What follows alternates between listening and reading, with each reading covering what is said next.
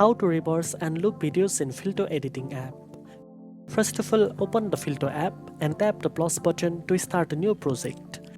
Select the video you want to edit from your gallery. Once your video is loaded, tap on the video clip timeline to open the editing options. To reverse your video, look for the reverse tool in the menu. Tap on it and Filto will play your video backward.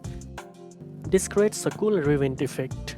Next, to loop your video, duplicate the clip by tapping the duplicate or copy option. Arrange the clips one after another on the timeline to make the video play repeatedly. Preview your video to make sure the reverse and loop effects look seamless. When you are happy with your edit, tap the save button to export your video in high quality. Now you know how to reverse and loop videos in Filto editing app. If you found this video helpful, don't forget to like, share and subscribe for more editing tips. Thanks for watching and I'll see you in the next one.